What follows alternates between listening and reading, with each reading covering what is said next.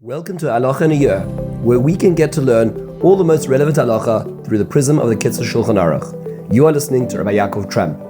This year is kindly sponsored by the Moshe Group and CA in zechus of Rivka Biela, bas נחמה שיפרה, and in honor of Rabbi Trump.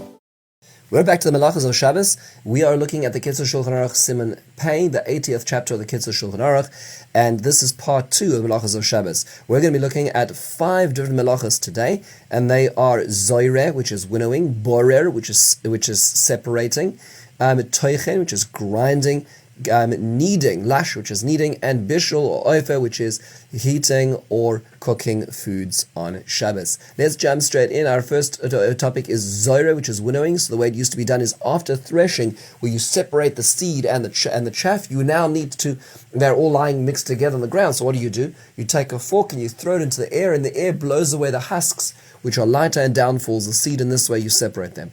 So generally speaking, we're not doing this so often. When I used to have a pet, which is a bird, the way I used to clean their seeds was to blow their seeds. That would be winnowing, to blow out the husks. But generally speaking, nobody's really doing that so much today.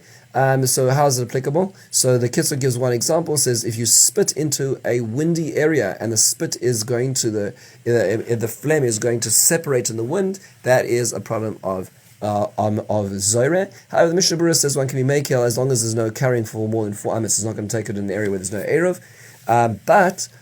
Why? Because the Mishnah Berurah says because you're not separating one thing from another. It's just the same substance, the same flame being separated. So the Mishnah Berurah is not so concerned about this. We move into our next av, which is borer. Borer is selecting. This is our 7th av melacha, which is about sorting, and this generally means to say taking out the bad stuff. So I have a mixture now on the floor of the remaining seeds and remaining husks. I take out all the husks. That's how I used to do it in times of the Mishkan. So let's go jump into this and understand. Can I ever sort on Shabbos? So the answer is yes, under 3 basic conditions, and they are biyad, miyad, and oichel mitach psalos, which means I may only use my hand on an instrument. It must be for immediate use, and it must be the good from the bad. So I'm taking out what I want to eat for right now. That's how it works. So let's just examine each of those. What is considered biyad, with one's hand? So this means to say anything in which the utensil is going to increase or enhance the separation process, that is a problem. That's not considered biyad anymore. But if I'm using the utensil just so my hands don't get dirty, so for instance, I want to take a piece of fish off a platter which has a mixture of different things on that platter, and I'm using my fork not to get my hand dirty, then the separation process is not enhanced by the fork. It just means my hand is not getting dirty, and other people won't look at me askance from taking off with my hand. Now, what does it mean miyad, for immediate use? So it means it needs to be right before the meal. Even if the meal will go on for a number of hours, that's considered miyad. However, it shouldn't be that, let's say a person is preparing a salad for the Shabbos lunch, one should not prepare the salad and then separate the good things and then go out to shul and come back and eat. That's not considered miyad. What is considered psalos, the parts that need the bad part? So anything one doesn't want to eat now is considered psalos, even if it is edible. So if one is separating something which one will eat later, that is a problem of psalos mitoch, the bad stuff from the good stuff. What about peeling onions and garlic? So it's a problem unless one is peeling what one needs to eat immediately. Then one can remove what one needs to eat immediately, and that's fine. But to be able to just peel off and husk them and then leave some of it for later, that is a problem. What is considered mixture, which is a really important idea. So it means to say a mixture of different foods, even of different sizes. But if it's the same food but there's different sizes of pieces, that's not considered a mixture. But if it's the same type of food, but there are different qualities. So, for instance, let's say it's chicken, and one piece of chicken is well done, and one piece is more rare. Then that is considered borer, even among the same thing itself. What about non-food items? It is a problem, even non-food items. So, clothes, cutlery, one has to follow the 3 rules of borer as well. So, one has to be careful. One can't just sort laundry on Shabbos. What happens if I have a pile of cutlery? How do I sort them? So it's a problem. So the best way to do it would be to throw them onto the table, to scatter them, thereby breaking the mixture and allowing it that way. Can I strain liquids? So the answer is, it is a problem of borer, according to most opinions as well, to strain liquids. Is there any way to do it? So one can do it by placing a cloth by one's mouth and drinking the liquid through the cloth. However, there are 2 exceptions. If one is using water, then it's a problem of melaben, of cleaning that cloth. And if one will use one's sleeve, one's likely to squeeze it, so one should avoid that as well. Can I push down a French press for coffee? The problem is no, you're not allowed to because you have a mixture of grinds and hot water. Let's say you avoid the bishul issues of cooking, but if you push down the grinds and you're separating them out of the water, that's psolos mitoch oichel, that is the bad stuff being separated from the good with the utensil, that is a real problem. However, one can push the French press, let's say, 3/4 of the way down, so the bottom remains a mixture of water and grinds, therefore one has not finished that process as well. One has to be careful when one's pouring that it's not the filter is not stopping the grinds from going out, or otherwise that is also a process of separation as well. If I have a mixture of grinds and water, can I pour out the water? The answer is using a filter is a problem, because that is psolos mitoch oichel. With a kli, but if one is using just the lid of the container, it's fine because since one's about to drink the coffee, one's taking out the water one once from the psolos, it's considered oichel mitoch psolos, the good part from the bad part, beyad with one's hand, because even though one's using the lid's just there just because of convenience. It's not like a filter, and miyad, it's for immediate use. What about the cream on top of the milk? So one should not take all the cream, but rather leave a layer on the top of the milk. Because it's not considered biyad, since the spoon is doing a better job than one's hand, even if one is to consume the cream right now. The Kitzur does add that even if one's doing this, it needs to be for immediate consumption. But the Mishnah points out if one's leaving the cream, a little bit of cream on top of the milk, there's still a mixture, so it's not considered borer whatsoever. What happens if a fly fell into my soup? So in some Western places, they'll throw out the entire soup just because of the sheer thought of it. However, if one does want to remove the fly from the soup, one cannot remove just the fly. One needs to take a spoon of the soup with it as well, so one retains part of the mixture and does not transgress borer itself. Let's look at the next melacha, which is our 8th melacha in Melachos Shabbos, and that's toichein, which is grinding. Now at this point in time, we have the refined object. So we have the grains, and no husks. We've removed all the bad stuff.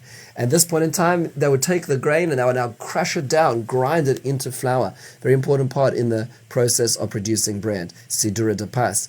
So a few basic questions. Is there a way to crush salt or herbs? So it is allowed to be done with a shinui. What does a shinui mean? One, let's say, uses the handle of a knife, and one is not doing it in a grinder. So they would be allowed as well. So not with the usual instrument and not in the usual instrument as well. Can I cut vegetables very finely? So it's a proper toichen if they're cut too finely. It can be done if done right before the meal and not too finely as well. Some would allow it to be done finely just before the meal, but the Kitzur and the Mishnah are machmir in this case. What does too finely mean? So there's no clear definition on this as well. If it should be bigger than one you would usually do on the weekday if we were doing the same thing. Rav Moshe Feinstein points out that crisscross cuts are a problem, but lengthway cuts are not an issue. And then does this apply to all substances? The answer is no. It does not apply to something which does not grow from the ground. So one would be allowed to crush or mash meat or eggs or cheese. And it also does not apply to something which is already ground. So let's say one has cake, one can squash the cake into crumbs, no problem as well. We're going to look at the 10th concept, which is losh. Losh is literally a kneading. So one now takes the flour, mixes it with water, and is now taking this solid and forms a solid or semi-solid substance by mixing it with this liquid. So it was a few basic things. If I forgot to make a dip before Shabbos, in those days the way they used to make dips was they would take herbs, mix them with vinegar or another liquid, and they would make the dip, the condiment. Am I allowed to do it before Shabbos? So if it can be done, it can be done if the mixture is very runny, so it's only Issa D'Rabbanan, what's called a Blila Raka, a very runny mixture, and it's done with Shinu in the opposite way you usually do it. So usually one would put the spices and then pour the liquid in. So in this case, pour the liquid in and then add the spices and make sure it's very runny, then it'll be alright as well. May I urinate on mud or dust? That's a problem because it is one should avoid this because of lush, because of creating this new substance, this muddy substance as well. We're moving into our next malacha. Our malacha is bishul, which is cooking food and heating food on Shabbos. We'll end with this as well. So just a few basics over here. The Isur Torah, the prohibition of the Torah, is to bring something to which is uncooked to above yad. So let us buy in order to create a cooking process. If something has already been cooked and it's a solid, there's no problem with bishul achar bishul. But if it's a liquid and it's cooled down to room temperature, then at that point in time, there would be a concern of visual of reheating it even at that point in time. besides for the Isur Bishul, there are three other Isur D'Rabbanan one has to be concerned about, and they are Hachzara, which is taking something off the heat and then returning it with other conditions we'll discuss in a moment. And then there's also Shehiyah, leaving something which is uncooked on the stove before Shabbos, less than a third or half cooked before Shabbos. And finally is Tahatmana, is keeping something completely wrapped up before Shabbos with something which adds heat, or on Shabbos even if it doesn't add heat as well. So that's just a few basic questions. The way the Kitzur frames it is, can I pour hot soup onto bread? The answer is no. Why not? Because the liquid is yad soledes boy. The liquid is of a boiling level above 110 degrees Fahrenheit, and even if there's ein bishul acha bishul or ein afia acha afia, so you can't rebake something, you can't recook a solid substance. But nonetheless, if you have something which was baked like bread and you put it into a soup, then it can cook. Yesh bishul acha afia, according to many poskim. Can I have the bread and the soup together? The answer is yes. You can pour it into a bowl, and once it's below yad soledes boy, the bread can be dipped into it. It also could be placed in a kli shlishi, according to many, a third dish. So let's say I put it from a pot to a ladle which is kept out of the soup, so it's not getting heated up, into a bowl, or that would be considered kli shlishi. One can also place the bread in one's mouth and put the soup in, because by the time one's putting it in one's mouth, it is below yad soledes boy.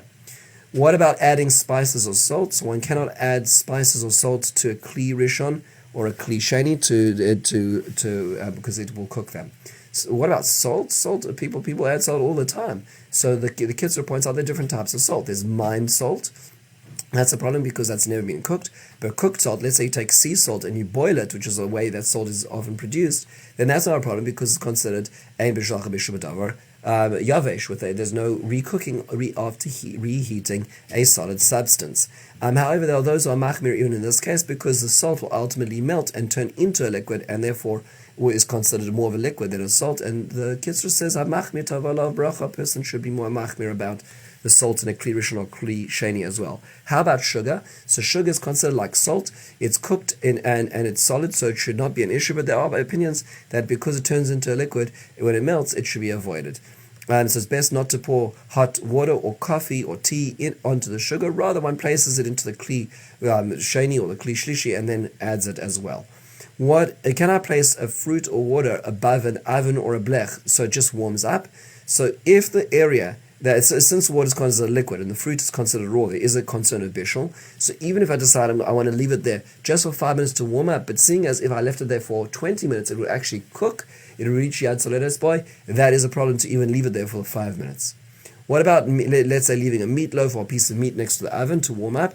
It is a problem if there is fat which is congealed and it will turn to liquid, because there is yesh bishul b'davar lach, there is considered cooking after cooking when it comes to liquid substances. So even if the meat has been recooked and the solid part's not a problem, the liquid part certainly is, even just warming it up as well, if it could reach 110 degrees at some point. What about putting a cooked item on the oven? So it's a problem because it's mechse kamavashel. Even though I have already cooked it, it's a problem putting it on the oven itself. If it's put on something which is a blech, or let's say a heat tray which has got no dials on it, that may be less of an issue. It's completely solid, according to many poskim. What if a pot has cooked items and has cooked items and was left on the stove from before Shabbos? Can it be removed and returned? So this is what's called hachzara. So it may not be removed if it's completely cooled down and there's a liquid in it. But if it was fully cooked, the flame was covered, the food is still warm, it was still in one's hand, and it wasn't put down, those are 5 conditions, then one would be allowed to return it as well. So this comes up with, let's say, when one needs to take cholent on Friday night, one has to make sure that one has intended to put it back, it's still warm, one keeps it in one's hand, one doesn't put it down, so one keeps a hand on it. That means to say, a hand on the counter, it's on the counter, it's in my hand, I intend to return it, I use the other hand to serve, that would be fine to return it afterwards as well. What if I have a pot which is hot from before Shabbos? Can I just wrap it up and insulate it on Shabbos? The answer is no. Full insulation is called hatmana and is not allowed on Shabbos. Partial wrapping is allowed, so one would be able to cover the top or cover the sides, but not both.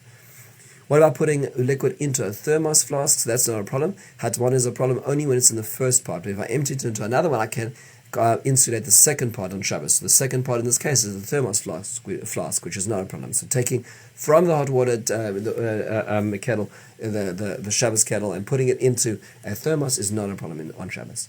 If I have food which is so salty it can only be eaten if it gets washed, may I wash it? The answer is no. That's considered makeh b'patish, and some others say that there's no makeh b'patish with food. But the Kitzur is quick to comment that herring is edible without washing it, so you're allowed to wash herring on Shabbos. Finally, can I ask a non-Jew to eat food on Shabbos? The answer is no. As we'll see later on, there's a prohibition called Amir al-Akum, where I'm not allowed to ask a non-Jew to do any melacha for me, which I'm not allowed to do on Shabbos. However, there are certain exceptions, so you're allowed to tell the non-Jew to switch on the heat in the house if the heat is off, and that's because hakol cholim etzel atzina. Everybody's considered a cholesh and a sick person, not in danger when one is allowed to transgress certain parameters of Hilchos of Halacha Shabbos midrabanan, and you'll be allowed to tell a non-Jew to put on the heat. If that's the case, you could ask them to place the dish which one needs to heat up on, let's say solid food which has already been cooked, on the radiator before it's on, then tell them to switch it on, and now the radiator will go on. That's fine as well. That's considered Amir al-Akum with a psek ratio. However, if it's going to be that it's obvious that you're not doing this for the heat in the house, but rather just for the heat of the food, that would be a problem. With this, we conclude. We've looked at 5 separate melachos today. As you can see, there's a lot of details over here. The Kitzur is giving us the basic outlines. We looked at Zoyre, winnowing, Borer, assorting, Toichen, grinding, Lush, kneading, and Bishul, heating and cooking foods on Shabbos. With this, we conclude. Have a wonderful